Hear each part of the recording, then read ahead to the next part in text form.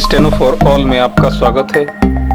हम आपको 90 शब्द प्रति मिनट की गति से हिंदी डिक्टेशन उपलब्ध कराने जा रहे हैं।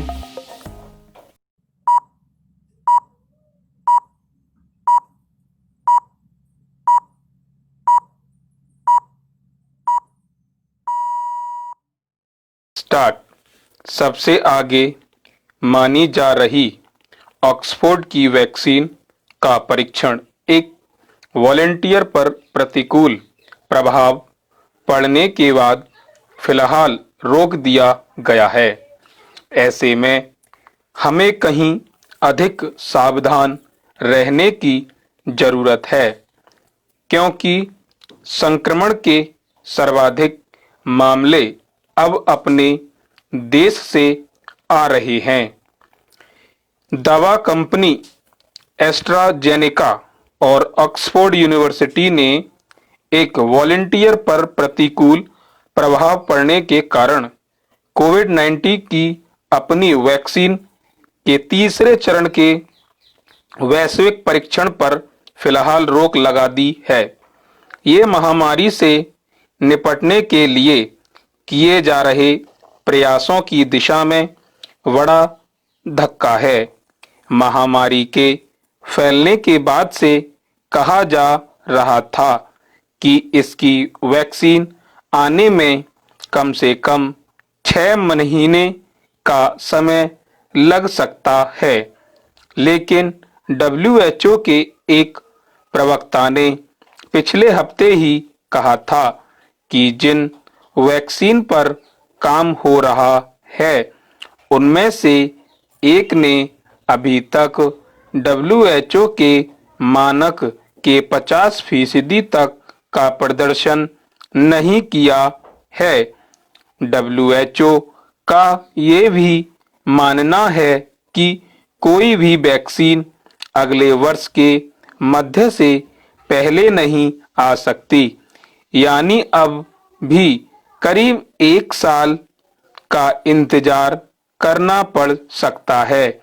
ऐसे में विशेष रूप से हमारे देश में संक्रमण की जो स्थिति है उसे देखते हुए बेहद सावधानी की जरूरत है। बृहस्पतिवार को सामने आए आंकड़ों ने भयावह तस्वीर पेश की है। 24 घंटे के दौरान संक्रमण के 95,735 नए मामले सामने आए हैं और यह एक दिन में दुनिया में अब तक की सर्वाधिक संख्या है। देश के 74% मामले सर्वाधिक प्रभावित महाराष्ट्र, कर्नाटक, आंध्र प्रदेश, उत्तर प्रदेश, तमिलनाडु, तेलंगाना, असम, उड़ीसा और छत्तीसगढ़ जैसे 9 राज्यों में, यानी देश का कोई भी हिस्सा अछूता नहीं है। लिहाजा केंद्र के साथ ही सारी राज्य सरकारों के लिए महामारी चुनौती बनी हुई है। निचले स्तर पर कैसी चुनौतियां हैं? वह देश के सर्वाधिक प्रभावित 17 जिलों के कलेक्टरों तथा चिकित्सा अधिकारियों की बैठक में सामने आया, जहां बताया गया कि अग्रिम पंक्ति के स्वास्थ्यकर्ता, जिनमें आशा कार्यकर्ता शामिल हैं, ठीक से प्रशिक्षित नहीं हैं। केंद्र ने इन कमियों को दूर करने के लिए 2 मानक बनाए हैं, जिन पर निचले स्तर पर अमल सुनिश्चित करने की जरूरत है।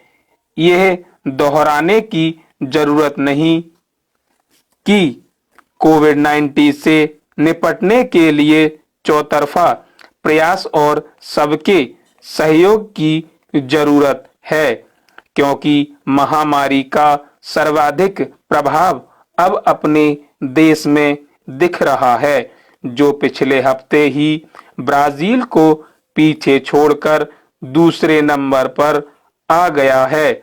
लखनऊ के बंसल परिवार में पिछले कुछ महीनों में काफी कुछ बदला गया।